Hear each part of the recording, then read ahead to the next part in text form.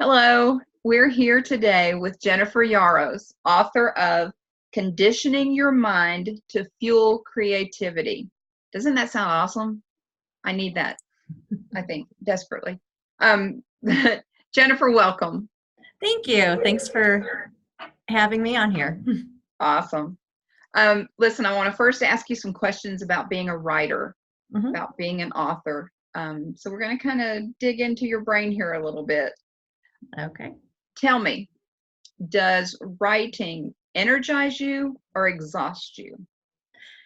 Both. So has always been my biggest dream.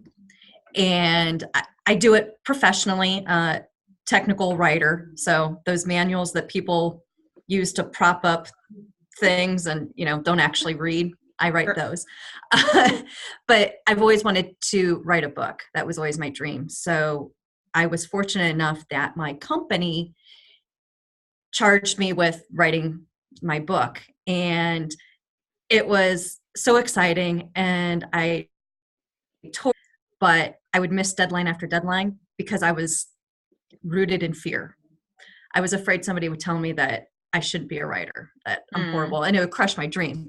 So, I was energized to do it, and I would sit down and I would write and write and write. But then when it came time to put it out there, I was just a ball of fear. However, through this whole process, I learned to get over that and actually created a new product I do about fear of failure and that kind of thing. So it was definitely a journey. And now that I'm starting to work on my second book, I find that I am much more energized and I get excited about it. Especially doing these kind of interviews. I love talking about creativity and innovation. I can go on forever. So well, we only have I definitely 20 minutes, get energized. So. Okay, I'll talk fast. See, and I love your energy, even right now. All right, so tell me about the first time that you really understood that language has power. I want to say when I was 7. And that's really when the dream of being a writer started for me. And it's kind of funny. I was watching a movie. I don't know if you remember it back in, the day, Romancing the Stone. And it was about an author that ended up going on this great adventure and all of that stuff. And that's when it hit me that, writing can be impactful not only to your life, but to other people's lives. Right. And that's when I started, writing my own stories and really envisioning that as what I wanted to do. That's awesome. I like that. Yeah, I remember that movie. Okay, so what kind of research do you normally do, and how long do you spend on research before you begin a book? Okay, so this book is a little bit different because it is nonfiction. And it comes from my background as a technical writer, not just as a technical writer, but also as VP of operations. So I worked a lot with clients in helping them develop their documentation and training strategies, which had a lot to do with innovation and processes, because they would come to me and say, well, this, and we've tried it a couple of times and it just doesn't work. I'm like, well, what does that tell you? Didn't work the first time, didn't work the second time. You need to do something different. Right. And so I started working with them on trying to think in different terms. So outside of the box and implementing some innovative solutions. So the research for this book, it kind of went along with my experience and dealing with and working with clients. However, I did do a ton of reading, editing, and watching a lot of TED Talks with industry experts, talking to local business people. So there was probably a good 1.5 years of research in there, but I was also writing at the same time. Okay. Now, my fiction writing, which I do for me, I tend to just write, and then I'll go back and fact check and, Sure. do some research there, but I don't spend nearly as much time on that. Right. Okay, so We always talk about what's in our book. What is there that you edited out of your book? Well, I didn't do this by choice. It was my editor.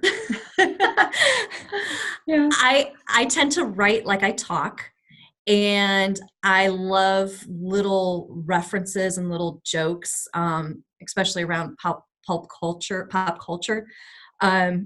So some of my jokes, the editor was like, people aren't going to get this unless they know you.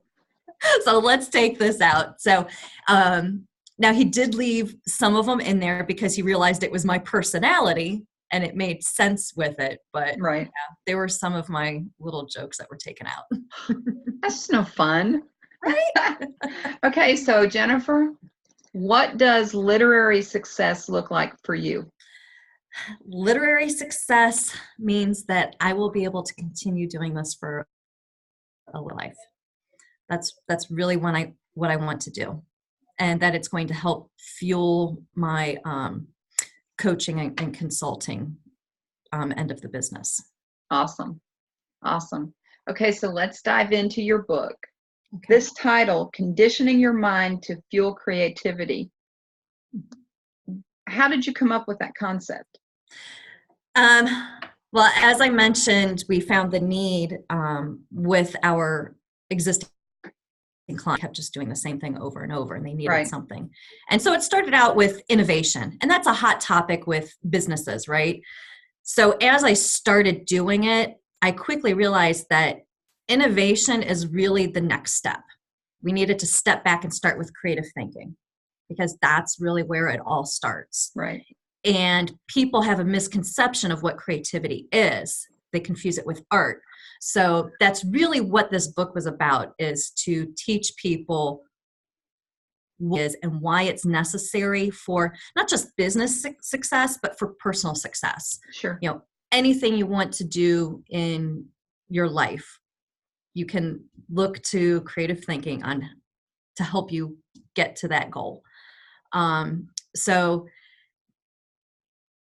then as far as the name goes, first we came up with the name Brain Spark for the product offering of, the creativity and innovation book and coaching and work at. And so I kept trying to come up with things, what goes with Brain Spark? And, you have ignite and you have flame. And I was like, well, creativity is the first part. So that's kind of fueling your mind to ignite innovation. So the tagline for the company is Fuel Creativity, Ignite Innovation. So that's kind of how the title came about. And book 2 is all about innovation, developing your personal innovation competencies. And it's called Ignite Innovation. Awesome. Awesome. Okay. So it didn't just come out of nowhere. No, Yeah, it was, I have a whiteboard and I probably brainstormed, at least 100 different titles before this one hit. And I was like, this is it. Awesome. Yeah. Yeah. Okay. So you said that some people don't understand what creativity is. Mm-hmm. Tell us what you say it is. Okay. And there's a million different definitions. If you look at people that have PhDs in creativity and that kind of thing, I like to keep it simple, just so it's easy for people to understand and remember. So creative thinking is thinking in a different way, plain and simple. Outside of the box thinking, divergent thinking, it all falls under that whole aspect. And it differs from art because art is a potential product of creative thinking. Right. Not the same. And same with innovation. Innovation is a product of creative thinking. So it's like the nucleus of all of that. You have to have that in order to have art, in order to have innovation. That makes so much sense. Mm-hmm. But you're right. We tend to think that creativity is creating a painting or creating a book or, anything like that. And really it's just because we've stopped to think something different. And now we've made, because of that. I like that. Yeah. And a lot of times, like I said, people confuse it with art. So like you said, they look at it as a painting or a book, But think of the scientists and the amazing breakthroughs that they're coming to. They need creative thinking in order to do that. Engineers, Right. The people that are working at SpaceX, you think of them as science, math kind of people, but all of that still stems from creative thinking. And there's been a big emphasis in STEM schools, so science, technology, whatever, engineering, math, whatever it all is. Well, they're changing it now because they're realizing how important the arts aspect is to help with the creative thinking. So now they're calling them STEAM schools because they're starting to implement that art aspect, because the sweet spot for creative thinking is being able to use the right and left side of your brain. So and the creative side. Right. Okay. So can a person not be creative? Nope, not possible. Huh. Everybody is creative to some extent. So think of it this way. Everybody has the ability to draw a picture of a person. Some people, it might be a stick figure. Some people, it is very realistic, right? Some people, it's abstract. Is how much effort and time they have put into practicing it. You're not born being able to draw a realistic picture. You develop that skill. And creative thinking is the exact same way.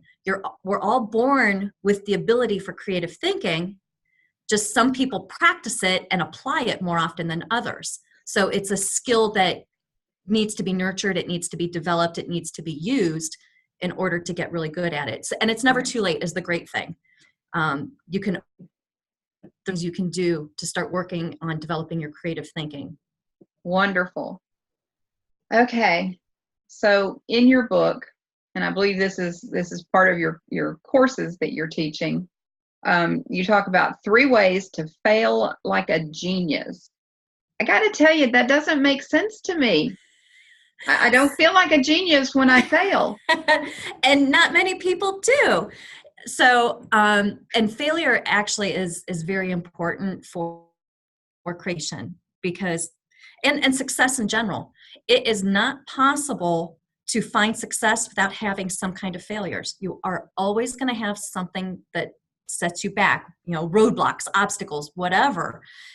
And it's how you deal with them that either makes it a complete and utter failure where you're not going to recover from it, or you turn it into success.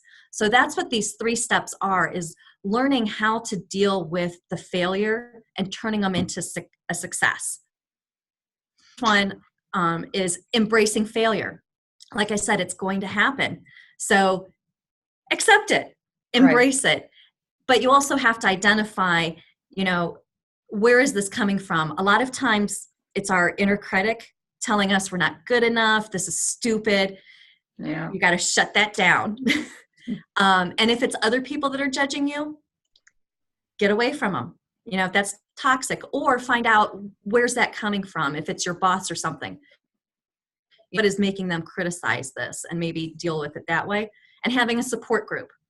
So when you are feeling, like I just can't do it, have a group of friends that you can go to and say, hey, help me with this. I'm struggling, Right.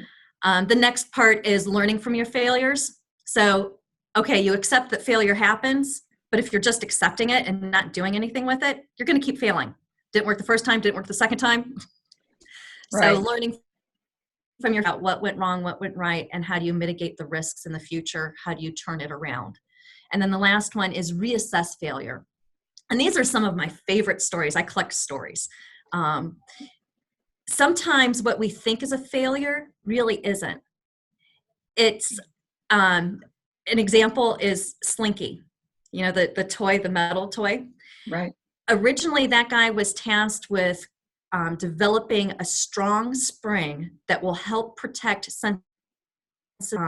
naval equipment on ships because it rocks back and forth. Well, a Slinky is not going to protect anything. So it was a complete failure in that capacity. However, he accidentally bumped a table and saw them cascade, and he's like, a toy. And it turned into a great success, right? Right. So he just reassessed it. Another example, and this is a personal one, I recently did a 30-day challenge where people wanted me to learn how to do an unassisted pull-up, and I had 30 days to do it.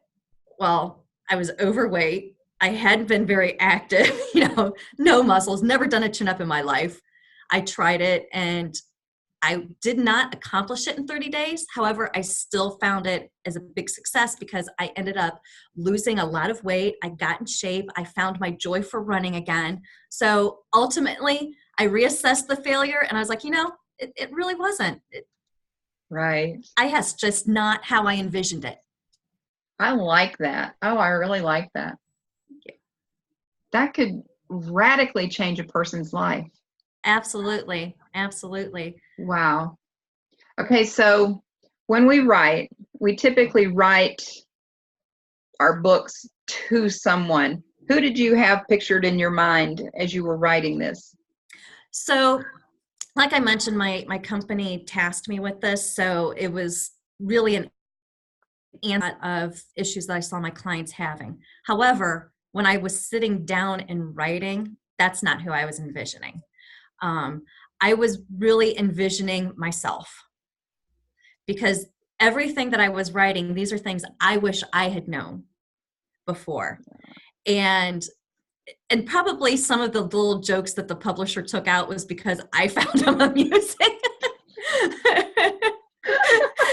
And they cracked me up. So, but then what I was doing, I was envisioning, this book, it was a part of me. It's what I wish I had. So I envisioned myself. That's cool. That's cool. So, last question. Mm-hmm. What do you hope that your book will achieve in the lives of your readers? That's a good question. I really want people to understand that they're creative. Everyone is. I don't care if you can draw or not. There is creativity within you. And I would love to see people start using it more in their daily life so they can start achieving the dreams that they want. Writing a book was my biggest dream. I want people to be able to use creative thinking and start really living the lives that they were meant to live. That's pretty bold, but it's yeah. And I think that's why I get so passionate when I talk about it too, Sure. because it's not just, for business or anything. It's very personal. Right. I see this as you've talked. I'm seeing this as something that young mothers could use. Oh, yeah. Oh, some of my, when I talk to people, I always do a lot of personal stories. One of my favorite one was my daughter when she was a teenager, how teenage girls, and she slammed the door in my face. I opened it up and I said, "You will never do that again or else you lose that door. The door's a privilege." She looked at me and bam. So I went and I got my hammer and screwdriver and I took that door off the hinges and walked away with it. So that was definite creative thinking. She never slammed her door again. But I think about, I've got a couple of friends that are young moms, and they're trying to do. There's this tension now as a young mother to match what other moms are, and it's like there's a competition of sorts. And even though we try to say we're not part of it, we end up in it. And if these young moms can learn what you're teaching, that really that the things that they think are failures really aren't. Yeah. That and that they could change that thinking to being a success and to roll with it. And I can just see so much help for young mothers in that. Wow. Absolutely. Wow. Yeah. Stop listening to those external critics that are telling you you're not doing it right or you should be doing it this way. Yeah. Right. This is you and your baby. You guys figure it out. Yep. Yeah. Absolutely. Awesome. Well, Jennifer, I thank you so much for being a part of this and for allowing me to interview you. I just can't wait till the rest of the world hears your message because it is really needed. Oh, thank you so much. And this was fun. I really enjoyed it. Thank you for And asking you me. didn't even drop a joke in. I don't get that. Next time. Yeah, I must be an off day. Awesome. Thank you so much. Thanks.